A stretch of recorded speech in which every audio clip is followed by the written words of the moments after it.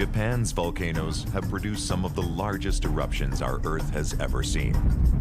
Those volcanoes remain active today. It is right now in a very violent phase of activity. It has been building up gradually and continues to build up, so we don't know what's happening next. Could a series of earthquakes be setting off the country's volcanoes? There's an explosion.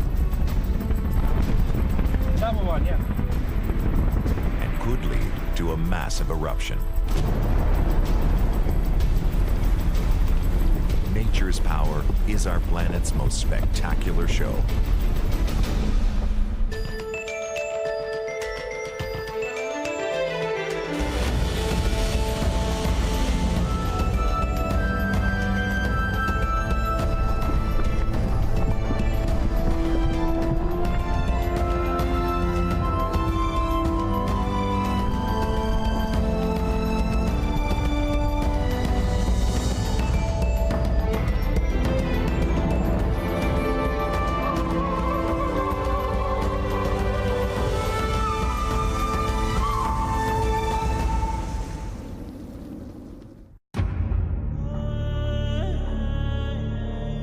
Its beauty makes it an iconic Japanese landmark.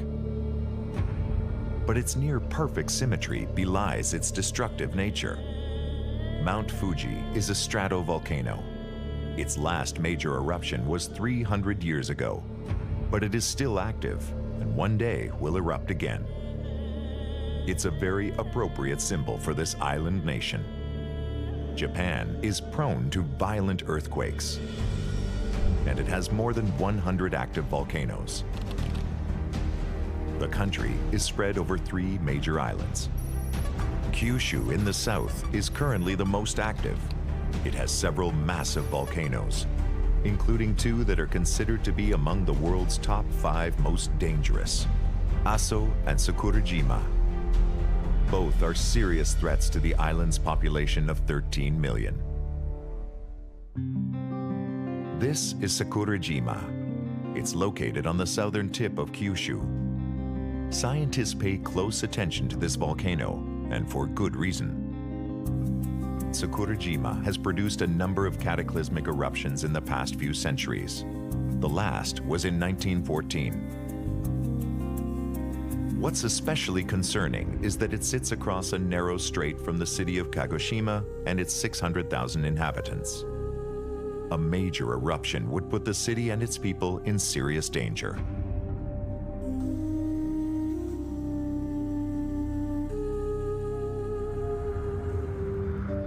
Volcanologist and photographer Dr. Tom Pfeiffer has come to Sakurajima just as it's entering a new phase of larger eruptions.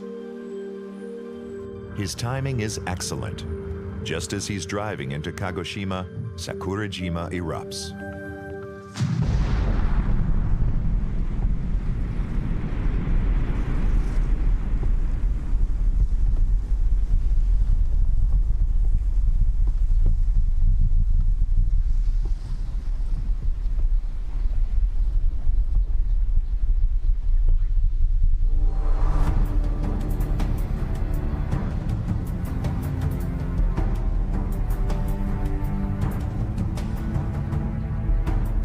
East of Sakurajima, which had some massive eruptions earlier today. The whole northern and western sector is hazy. That's actually the ash plumes. Reports say ash went up to 17,000 feet. That is more than 5 kilometers altitude, and it's a record number, I think, for this year. Tom pulls over to get a better look at this eruption, which is sending a big ash cloud into the sky. And it's continuing to spew ash. And you see all this haze, that's all ash, which is still dissipating from the large plumes emitted earlier. Apparently it is right now in a very violent phase of activity. If you look over the past months, it has been building up gradually and continues to build up, apparently. So we don't know what's happening next. Sakurajima has been in a phase of nearly continuous eruption since 1955. It normally erupts once or twice a day, but in the past few weeks, the frequency of the eruptions has increased exponentially. as many as 10 to 15 times a day, with ash plumes up to 5 times larger than usual. Scientists still can't predict the timing of a major eruption, but they are afraid that this volcano is building up to something major. An eruption similar in magnitude to 1914 could be devastating. It could potentially destroy the city of Kagoshima. From here you get the sense of how close Kagoshima city is actually to the volcano. Volcanologists know that the volcano has been inflating gradually ever since the 1914 eruption and has reached the same level as it had before the last Plinian eruption. What that means is that the volcano has replenished itself enough that its magma reservoirs can produce a major eruption, something it has done several times over the past 600 years. So it is thought that it might be actually due at some point, not necessarily tomorrow or the next month, but in a not too distant future, it could be due for another larger eruption. That would clearly put the city at the risk, particularly of pyroclastic flows. If you have an eruption column that rises, imagine 15, 20 kilometers. That could be catastrophic for the city. Large eruption plumes can collapse under their own weight, causing a burning hot avalanche of ash and gas called a pyroclastic flow. They are capable of generating tsunamis or even traveling over the water on a superheated layer of steam, burning everything in their path. Those pyroclastic flows could sweep and engulf the whole city. To evacuate a large city like Kagoshima is not an easy task, clearly. If you look at the lower slopes, you see this dust floating. This is ash from the recent eruptions that's being blown around the island. And people who live there have that constantly. Anything you wash after a day is coated with ash. Sakurajima means Cherry Blossom Island. It was given that fanciful name because its explosions cover the volcano in glowing rocks that resemble a tree in blossom. Even though Sakurajima is very active, travel to the island on which it sits is still possible.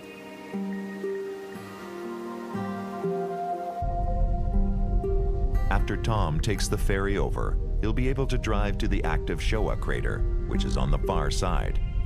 But there are hazards. Getting there means he'll have to pass right through the ash cloud. This is clearly where the plume had passed that was produced by the big explosions earlier today. And in fact, you can see a lot of ash covering the leaves. Look at the car in front of us, and this ash is everywhere. This can be very heavy if you have to live here, and this is something you have every few days. But people go on living here, and they stick to their place. They don't want to give this up.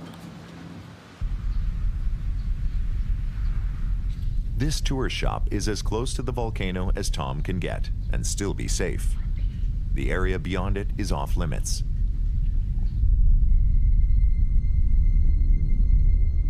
What we're seeing is that the eruption is continuing. With every few seconds, you see jets of material and lightnings now in the ash plume rising, and they contribute to this sustained plume that reaches 1-2 kilometers above the vent and then spreads, and all that. The northeastern sector is under ashfall. It's quite spectacular, actually. This is not typical behavior from Sakurajima, and it's likely attributed to a new pulse of magma coming up from depth that has led to a more sustained ash eruption. Let's hope the wind stays at this, because we are outside the ash plume and we have a clear view to the crater. This is great. Let's pray it stays like this. On the other side, it's miserable now.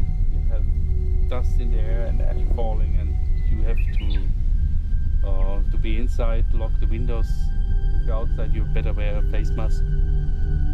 Sakurajima's usual eruptions are a single blast that only lasts a few minutes. This one has gone on for several hours. The question is, could this be a precursor to a much bigger eruptive phase? I don't dare to say. On the long term, maybe. Although volcanoes can and do erupt without warning, most large-scale eruptions have a build-up phase as more magma is pushed into the system. As this is happening, there are many localized effects like earthquakes that can be detected by high-tech instruments, or sometimes even felt by the people living around the volcano. Before the 1918 eruptions, there has been a very marked increase in earthquake activity. Visible deformation of the inflation of the ground, the coastline visibly changed, and things like this are expected to happen as a precursor of another big eruption, which would imply a much greater volume to erupt. And greater, I mean, orders of magnitude greater, 100 times more than what has happened today. Before the 1914 eruption, the city of Kagoshima was rocked by 3 weeks of very strong volcanic earthquakes that caused a number of fatalities. The quakes are triggered when new magma breaks the ground rock as it pushes up to the surface. What interests volcanologists to study is actually to have a picture of what is actually happening underneath. And that understanding what is happening underneath might eventually help to have an idea about what is going to happen. Unfortunately, it is not very well understood, and it's extremely difficult to be sure and certain what is happening. Scientists don't fully understand what triggers big eruptions. The current belief is that once a magma chamber is filled, as Sakurajima's, any new large injection of fresh hot magma can reinvigorate the older semi-cooled magma in the volcano's reservoir. The heat and pressure of the new material can trigger a large eruption.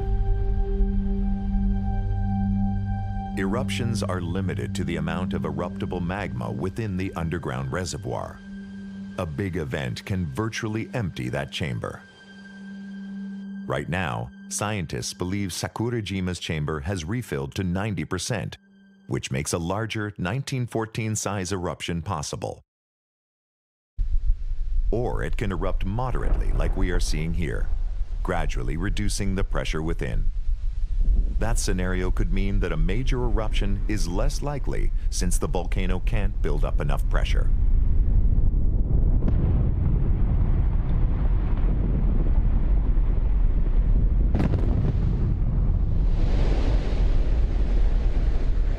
The other concern is that these smaller eruptions can also open the conduit that connects to the magma chamber.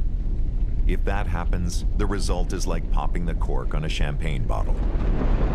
The eruption can then sustain itself until the magma chamber is virtually empty.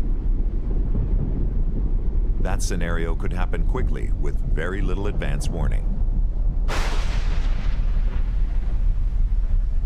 It sounds like a thunderstorm in the distance.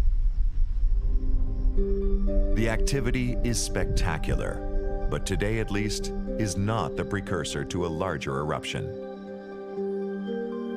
Things wind down as the night goes on, but after dark, Tom can see a glow within the crater. That confirms that the magma is able to push all the way to the opening of the crater vent.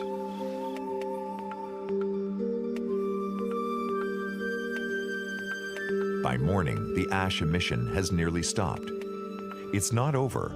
The volcano is recharging before it begins another eruptive phase. The cycle that Sakurajima is going through is considered high, but still in the realm of normal. In Japan, the news of Sakurajima's increasing activity is watched closely by an anxious population. What has touched off public fear is that several volcanoes have become active at the same time, volcanoes that have been quiet for decades or centuries. They're the latest reminders of just how geologically active the country is. In 2011, Japan was rocked by a major earthquake and tsunami and the subsequent meltdown of the Fukushima nuclear plant. More than 19,000 people died, and the entire area was evacuated. The Tohoku quake was a national trauma that has increased awareness and raised alarm about the potential of more natural disasters.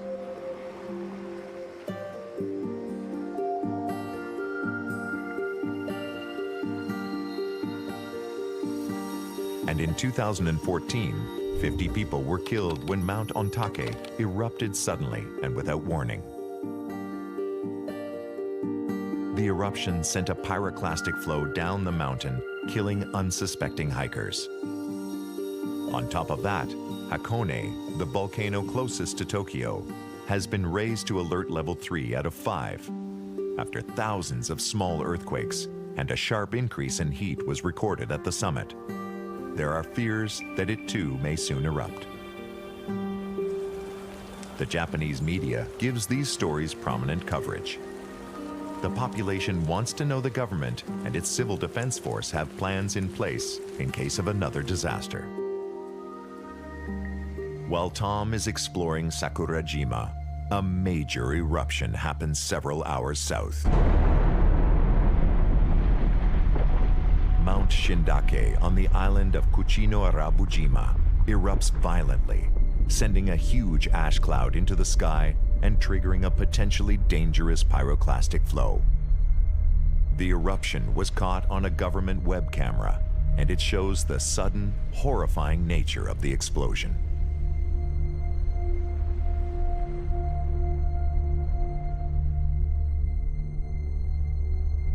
This powerful eruption could have had dire consequences, but luckily, the island had few inhabitants. There were only 2 injuries.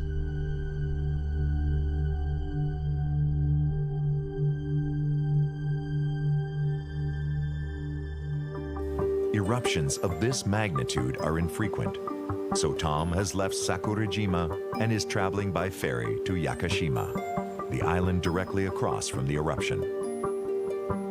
If conditions are right, it will give him an excellent place to see the aftermath of the eruption and to see how Japan responds to a volcanic crisis. Japanese media has descended on the local police station that has become the command center for the disaster.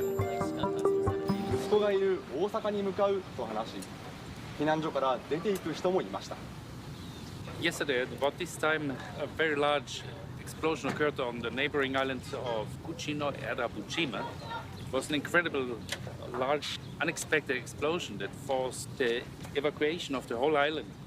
You see lots of TV crews, they're all covering this story, which is the headline, all over Japan.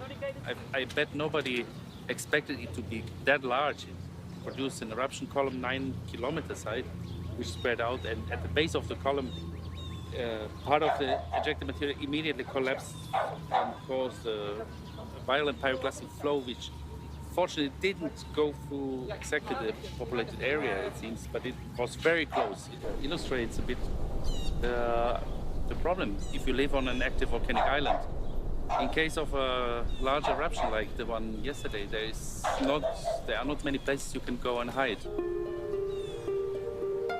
Tom heads to the lighthouse at Nagata Cape. It's the closest point to Kuchino-Arabujima Island and is the best vantage point to see the volcano. But bad weather and the heavy concentration of airborne ash from the eruption have reduced visibility considerably. Tom can't see the volcano. Unfortunately, the island is, of course, and makes sense, off limits. And the weather is not cooperating. You can't even see it. But we gave it a try. In case there would be another eruption, you should be able to see the plume, and maybe in clear weather you can even see the island. It's already quite a bit of luck to be in the vicinity of this event. The media is questioning if these volcanoes are becoming more active because of the Tohoku quake. It has always been questioned, and many people tend to think that there must be a correlation between earthquake activity and volcanic activity. And in fact, there is probably some relation, but it's currently not even well understood. To a volcanologist, this eruption is another chance to study the phenomena up close. But for a nation still shaken by the earthquake and tsunami at Tohoku, this large eruption once again raises collective fears.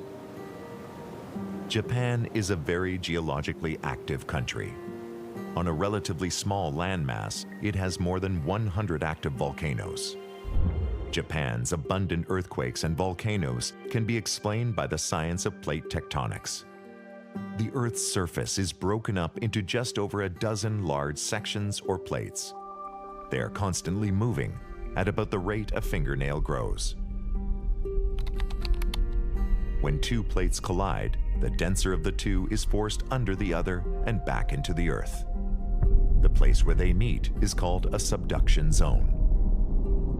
As the denser plate descends, friction causes stress to build to the breaking point.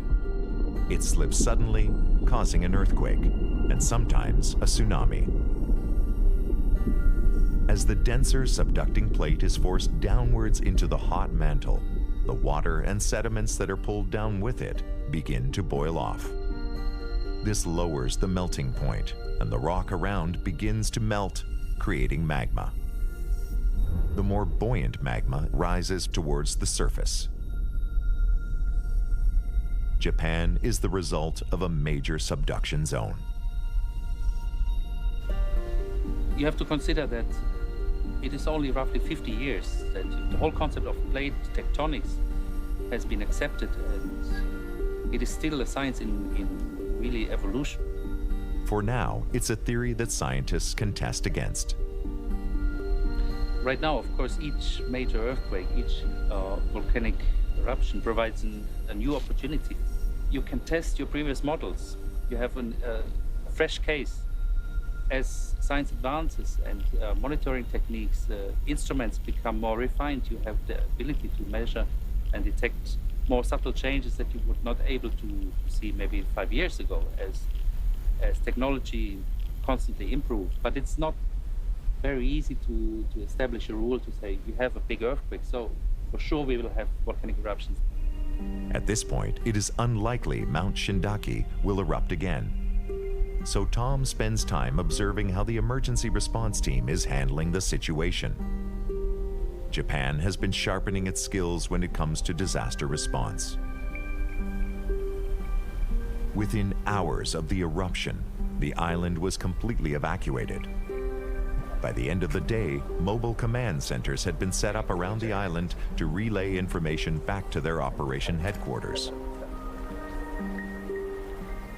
Tom is with a few members of the Kagoshima Civil Protection Communications Division. This is the same team that would be responsible for an eruption of Sakurajima. This island is approximately 150 kilometers away, and it's in a quite remote area, so they're doing an amazing job. They're showing us the camera that they were having on the helicopter, who arrived on the scene just 40 minutes after the eruption. And then the main team followed right afterwards and is now based here. And yeah, they are here, and it's quite impressive to see this, the level of alertness of the Japanese authorities in response to a volcanic crisis.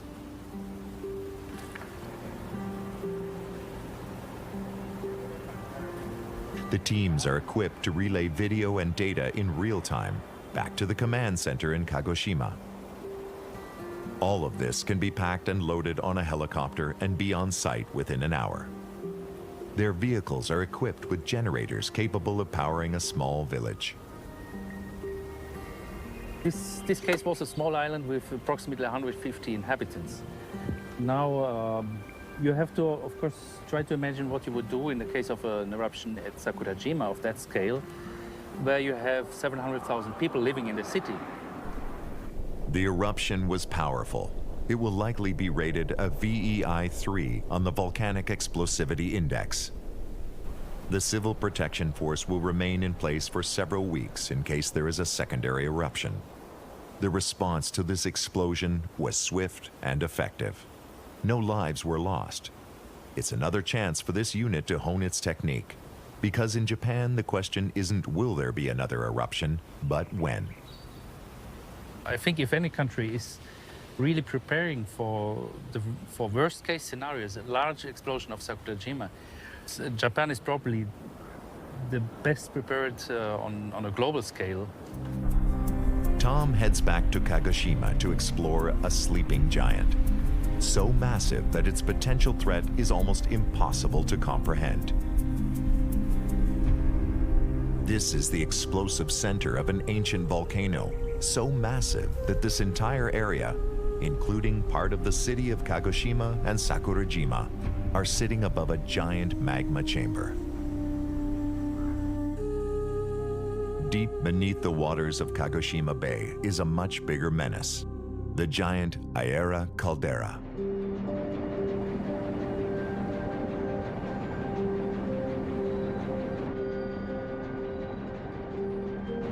The entire city actually sits inside the volcano. You see the cliff over there, it goes around from about 24 kilometers by 80 kilometers. A rectangular area, that is the caldera. It's probably the worst place for a city to be. A caldera is a feature that happens after an eruption empties the magma chamber and the ground above collapses into it. The eruption of Aira caldera took place 22,000 years ago, and in the years since, there hasn't been a bigger eruption on Earth. Its effects can be found all around the bay. This hill, Shiroyama, means white mountain, literally. Shiro, white, Yama mountain. White, you can see why. It's full of pumice. The white pieces are pumice and fine ash. It's the same material as pumice and darker fragments. Geologists call this a non-valid ignimbrite. It's the result of a massive, a giant volcanic eruption. This is just a tiny part of the deposit. The whole cliff is probably 100, 200 meters high, is composed of this material. And in fact, this eruption was so large, it deposited pumice and ash all over Japan. The eruption was so massive, it was believed to be 200 times the scale of the 1980 eruption of Mount St. Helens in the United States. Mount St. Helens sent a huge ash cloud into the air so big that deposits were found in 11 states and 5 Canadian provinces. It was rated as a VEI 5 eruption and one of the largest in recent times. Eruptions are measured using the VEI, or Volcanic Explosivity Index. They're based on the amount of material ejected and the height of the ash plume. The scale ranges from 1 to 8. VEI 1 is gentle. VEI 8 is mega colossal. Each successive number is 10 times greater in scale than the previous. An eruption is classified from start to stop. The current eruption phase of Sakurajima has lasted more than 70 years for a total combined rating of VEI 3. Compare this to Sakurajima's 1914 eruption, which lasted just 8 months, was rated VEI 4. Aira's caldera eruption ranks as supercolossal, between VEI 7 and VEI 8. An eruption of this magnitude hasn't happened in recorded history. The closest is the 1812 eruption of Tambora in Indonesia, which was a VEI 7. That eruption killed 92,000 people and caused widespread crop failures throughout Europe that lasted several years. The Aira eruption 22,000 years ago was 8 times more massive than that. This massive, giant eruption, or if you want to call it a supervolcano eruption, a super eruption, had a result that the crust of the Earth sank several hundred meters, forming what is called the Aira caldera, and then a large 24 by 18 kilometer caldera formed. This whole city actually sits inside the Aira volcano. Aira volcano is the whole complex, the whole caldera. We are here on the rim, we are looking down onto the city. This is the crater floor. A super eruption is fed by the buildup of a lot of magma in the volcano's reservoir. Plate tectonics explains how that works. Instead of 2 plates colliding, where one subducts under the other, around Japan, several smaller microplates are being crushed, twisted, and pulled. This movement has made the Earth's crust very thin under the island of Kyushu. To make matters worse, the direction and speed of the subducting plate has created a convection current that is producing an anomaly called a mantle wedge. This brings superheated magma even closer to the surface, where it reacts with groundwater to lower the melting point of the overlying rock layers. It's the volcanic equivalent of the perfect storm. The higher temperatures of the mantle material allows for a lot more magma to be produced at shallower depths. It creates conditions for massive eruptions. This is what's happening under Japan's Kyushu Island, and why the island is littered with active and very dangerous volcanoes, including Aira. Although Sakurajima appears to be a volcano within a volcano, they are one and the same. Sakurajima is a vent of Aira, but has its own magma reservoir. But that reservoir draws its magma from Aira's. That is one of the reasons it can produce large VEI 4 to 5 eruptions every 100 to 200 years. The whole island of Sakurajima is actually two overlapping stratovolcanoes. An older one, Itadake on the left, and the young one presently active, Minamidake. And all this has grown just within the past 25,000 years. So this is really an incredibly active volcano. It's one out of the 10 most active volcanoes in the Earth, I would say, at the moment. It is definitely Japan's most active one.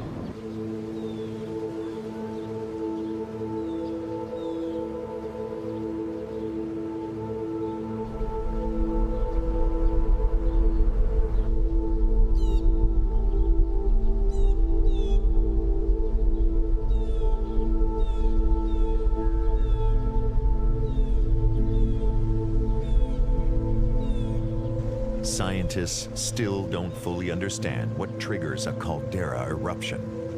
This is where the massive reservoir erupts. During Sakurajima's 1914 eruption, the entire caldera dropped by almost 2 feet lengths, proving that the two magma chambers are connected. But the big and unanswerable question is that enough to destabilize Aira caldera? For the people of Kagoshima, the good news is that super eruptions are infrequent. Such a massive blast requires long periods between eruptions to rebuild the intense volume of molten material within the magma chamber.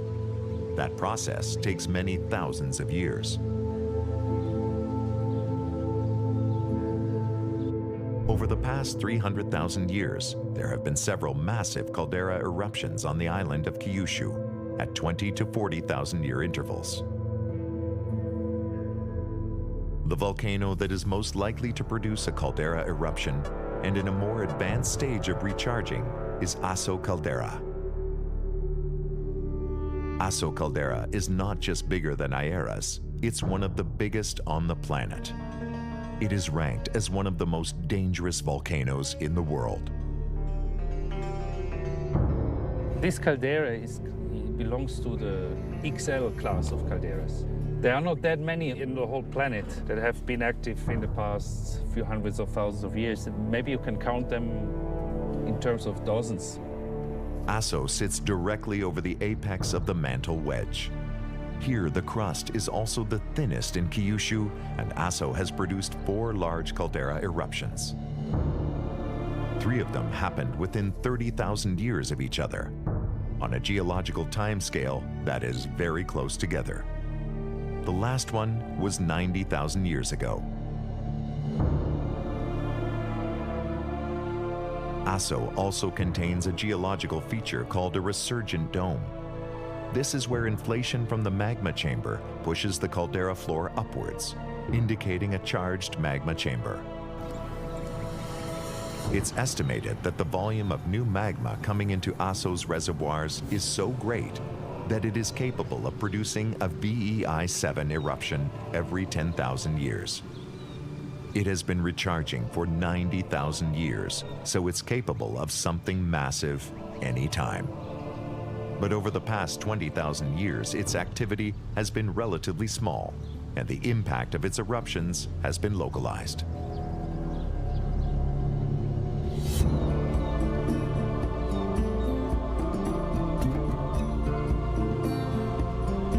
There are 5 major peaks and 17 cones.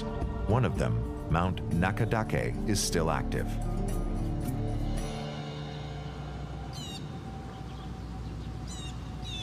This bluish haze It's very typical if there is SO2 gas present. And that is very typical if magma is actually very close to the vent. So I suspect the eruption is still going on. It is just right now maybe a bit quiet, but it could produce explosions anytime. Of course, if a sudden explosion occurs, it's extremely hazardous. And in fact, people in the past, unfortunately, have been killed there by projectiles.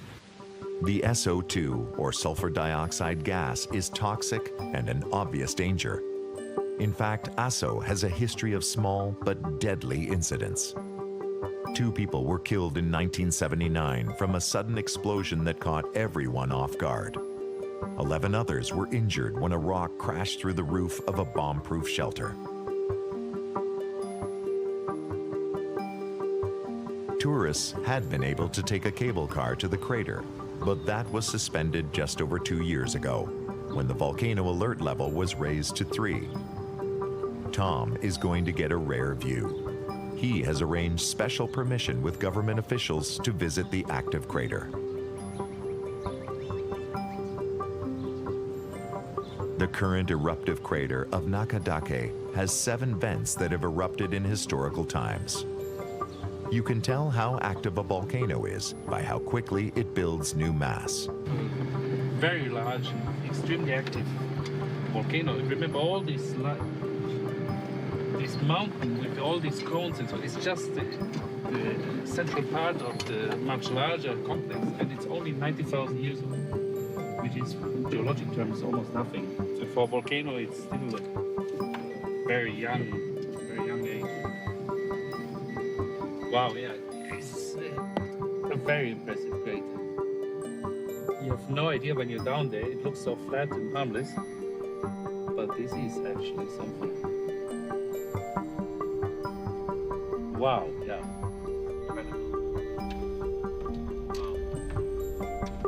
Okay, we are there.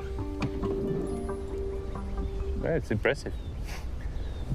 The Nakadake crater is all this actually. It goes on over there. It is more than 1 kilometer long in total. It has 7 different vents, out of which we see 2 here that are active. You hear the roaring, so there is a very intense degassing going on. Magma is very close to the surface. Explosions could actually occur anytime. Number 2 crater is also active. There's a lot of degassing going on. It's not so much steam, but apparently lots of SO2. This bluish haze is created by SO2. We're almost out of the plume, but you still can smell sulfur now. Wind is swirling a bit. We're at the edge of this haze, so I guess, yeah, if we were right in the plume, we'd probably need the gas mask to breathe in.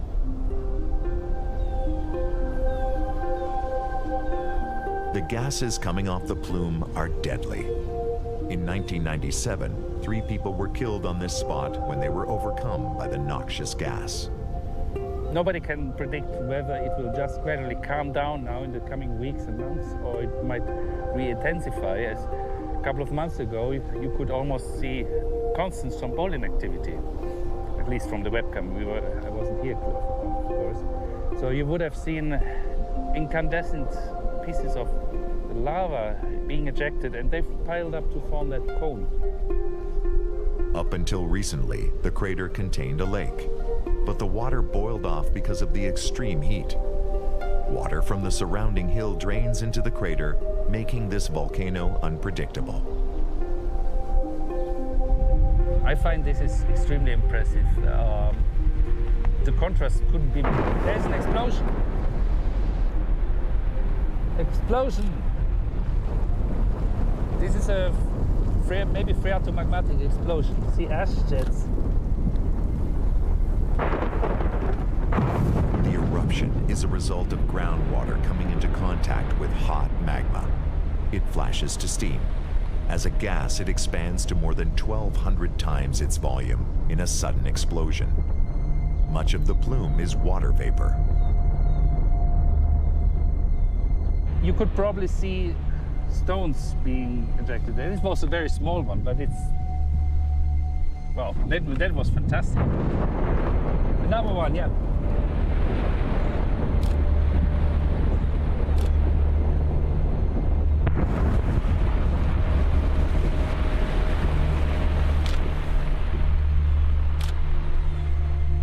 see the black fingers of ash followed by white steam. This is very typical for phreatomagmatic explosions.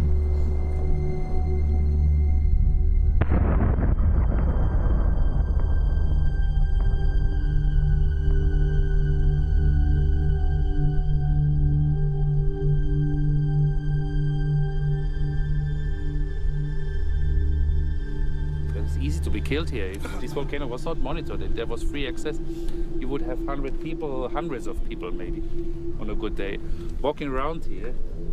And then, of course, the more people there are on the rim, the more likely it is that during an explosion there could be an incident. And during daylight, especially, they're not glowing, you have very little chance to escape them. Even the hard head would not... It gives a protection against small things, but if you have a block like this, the head is useless. Imagine this 100 times bigger and we'd be in trouble. For me, this was absolutely amazing. Although the eruption was small and not threatening, the situation has now become unpredictable. The officials have asked everyone to leave. The best way to decrease risk is to limit the time in a hazardous place. So we've seen 2 really nice small explosions, so we don't want to risk to get into a bigger one, which could happen. So that's legitimate. They know the volcano and they don't want to go take us to any higher risk levels. So I completely understand. Large caldera volcanoes work on a geological clock, taking tens of thousands of years to ready themselves for a major eruption. And in those terms, Aso either could be overdue for a caldera eruption or it could still be thousands of years off. Given its size and history, Aso is capable of producing a massive eruption. Everything in its danger zone could be wiped out, including Kumamoto City, which is downslope from the volcano. In recent history, the only eruption we can relate it to is the 1991 eruption of Mount Pinatubo in the Philippines. It was the largest eruption to affect a populated area in the 20th century, with a ranking of VEI 6. It caused incredible devastation to the surrounding area. The ashfall was recorded in places as far away as Vietnam, Cambodia, and Malaysia. That eruption was an important landmark. It was the first time that scientists were able to predict the eruption in time to do mass evacuations. Because of that, the death toll was under 1,000. But if history repeats itself, Aso would be on a vastly larger scale. What they'd be looking at would be 40 to 50 times bigger than Pinatubo. This type of eruption can't be planned for or mitigated. The ashfall alone would be so huge that it would affect all of Japan. Its impact would be global, but hopefully it isn't something humans have to deal with for thousands of years.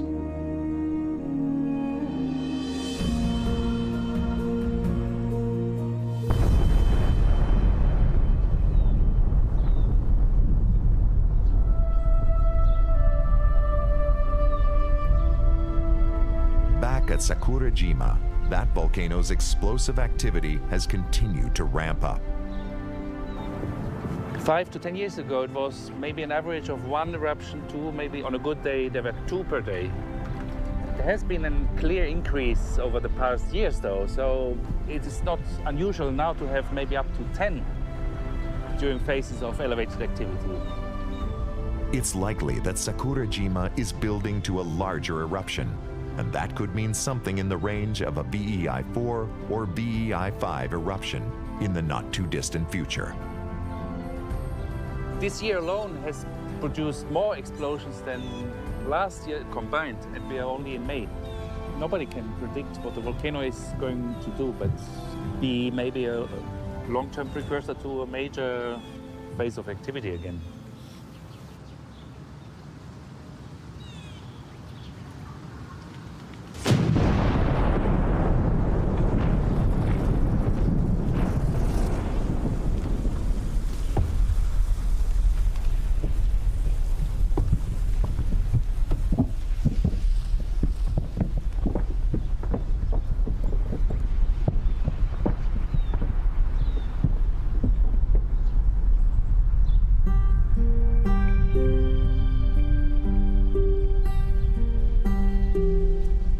Tom came to Japan just in time to catch Sakurajima at its most spectacular period of activity in years.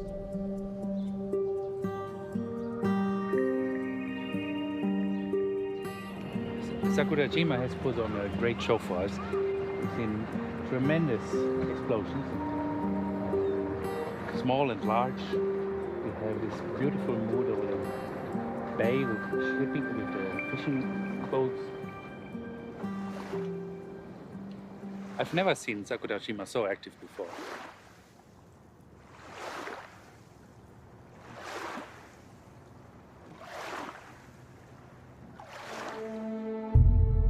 Japan has no choice but to grapple with giants.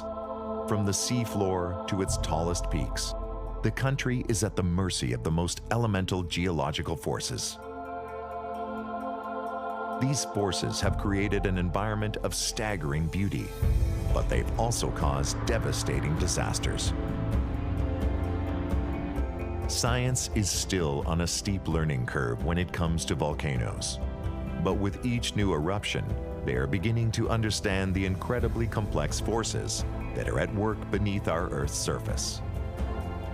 Knowledge that is teaching them how to predict large eruptions before they happen. In a country riddled with active volcanoes, some of which erupt on a daily basis, life goes on for Japan's nearly 130 million people.